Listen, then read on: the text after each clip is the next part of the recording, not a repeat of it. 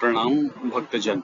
इस वीडियो में माँ दुर्गा के 9 रूप के बारे में जानेंगे और यह भी जानेंगे कि अगर माँ दुर्गा के इन रूपों का हम उपासना करते हैं तो माँ दुर्गा अपने हम सभी भक्तजनों को क्या देती हैं। देवी के 9 रूपों को ही 9 दुर्गा कहते हैं। यह 9 रूप 9 अलग अलग देवी नहीं हैं, बल्कि देवी के जीवन के 9 चरण हैं। देवी वह शक्ति हैं जिनसे शिव को अर्थ मिलता है। शिव देवी के इन चरण को ही अपने में समाहित करके अपने को पूर्ण करते जाते हैं। भगवान शिव इन्हीं 9 रूपों के साथ जुड़ते जाते हैं और अर्धनारीश्वर तक की यात्रा करके अपने को पूर्ण करते हैं।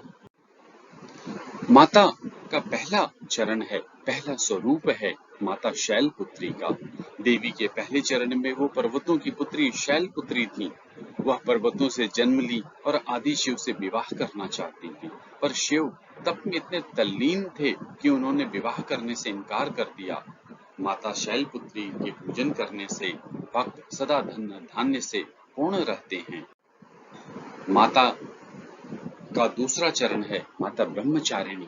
जब शिव विवाह करने से मना कर दिया, तब आद्य शक्ति ने ब्रह्मचारिणी बनकर तपस्विनी बन गई और वह शक्ति का दूसरा चरण कहलाया।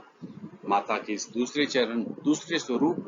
रूप की उपासना करने से तप, त्याग, वैराग्य, सदाचार और संयम की भावना जागृत होती है। माता का तीसरा रूप है चंद्रघंटा।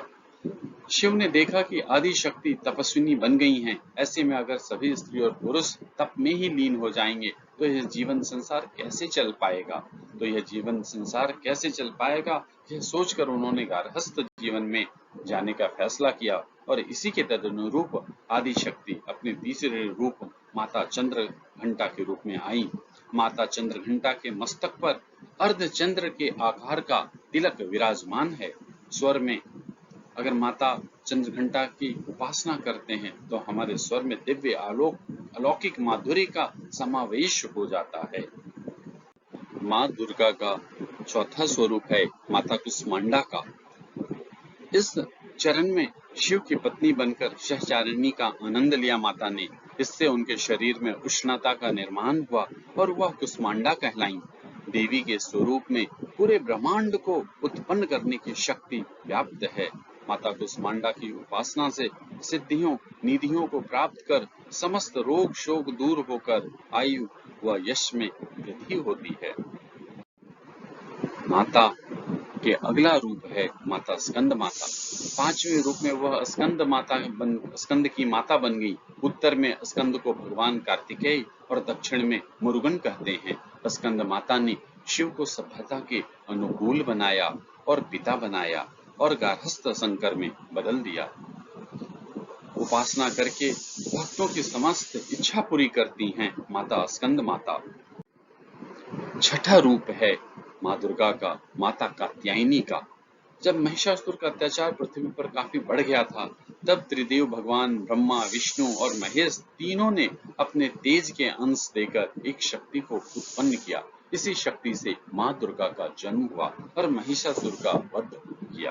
कहा जाता है कि माता दुर्गा की पूजा सबसे पहले ऋषि कात्यायन ने किया था, इसलिए माता दुर्गा को कात्यायनी भी कहा जाता है।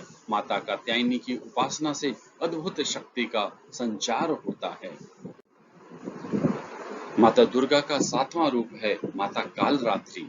वैसे तो माता का यह रौद्र रूप लगता है, पर यह रूप भक्तों के लिए बड़ा ही शुभ माना जाता है। माता के इस रूप की उपासना करने वाले भक्तों के सभी संकट नाश होता है।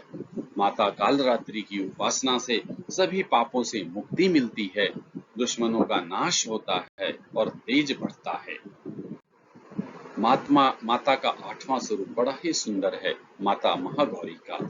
माता पार्वती ने भगवान शिव को पाने के लिए कठोर तप किया था, जिससे वो काली पड़ गई थी। महादेव इस तप से प्रसन्न होकर पार्वती को पत्नी के रूप में स्वीकार कर लिया।